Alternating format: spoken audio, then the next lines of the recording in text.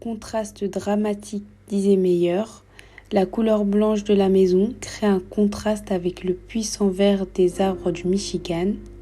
L'environnement et l'architecture forment un tout.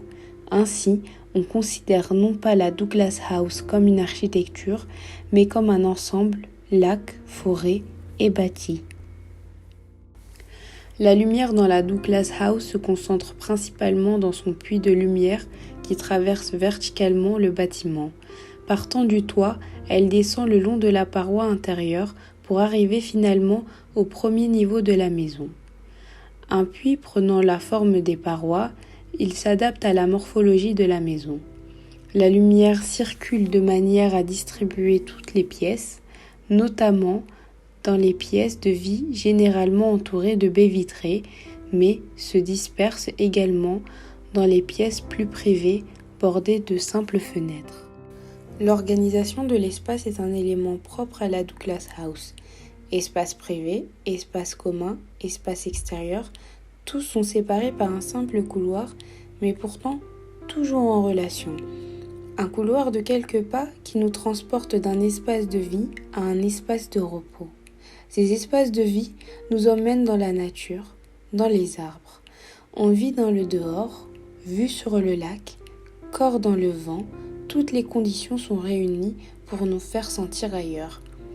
Les espaces extérieurs, quant à eux, rappellent les sensations lors d'un voyage en mer, une navigation. Non seulement le deck en bois, mais le garde-corps et la montée par les escaliers, presque flottants, vers le sommet et la vue ultime.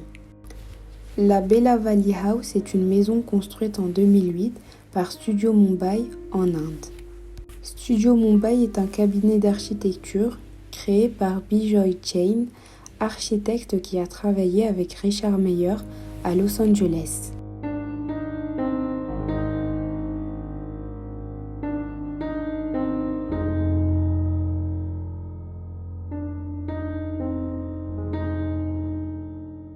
La maison est située entre la forêt à l'est et la rizière en terrasse à l'ouest. Elle est constituée de pierre, de verre, de bois et de béton.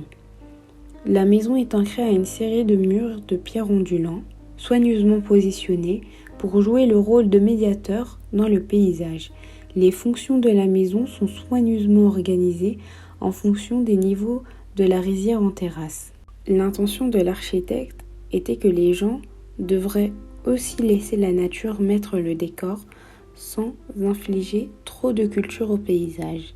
C'était l'intention de Studio Mumbai avec cette maison pour tirer le meilleur parti des saisons changeantes et de la relation entre la nature et l'homme. Parmi les structures qui ont fait de Rem Koolhaas l'architecte que l'on connaît tous aujourd'hui, l'une d'elles est son premier projet japonais, le projet co-résidentiel Nexus World à Fukuoka. Nexus est un nouveau mot signifiant près de nous, c'est-à-dire la prochaine génération d'entre nous. 6 architectes, dont Arata Isozaki, qui a été le producteur global du projet, présenteront chaque projet résidentiel pour former un complexe. Au lieu d'enfermer l'extérieur de tout le bâtiment avec des murs noirs, chaque masse individuelle a une cour qui pénètre dans tout l'étage.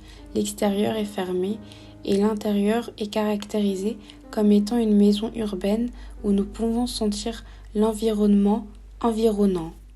Ces plans ont été conçus pour tenir compte du projet de tour prévu à l'époque, mais cette tour a été annulée en raison d'une modification du projet entier. Les courbes des murs extérieurs de chacun des 2 bâtiments sont des courbes déconnectées du même caractère et elles donnent une impression d'unité aux 2 bâtiments déconnectés par la route. Chacune des 2 unités, grandes et petites, comprennent au total 24 espaces de logement, soit 12 unités de logement dans chacun des bâtiments.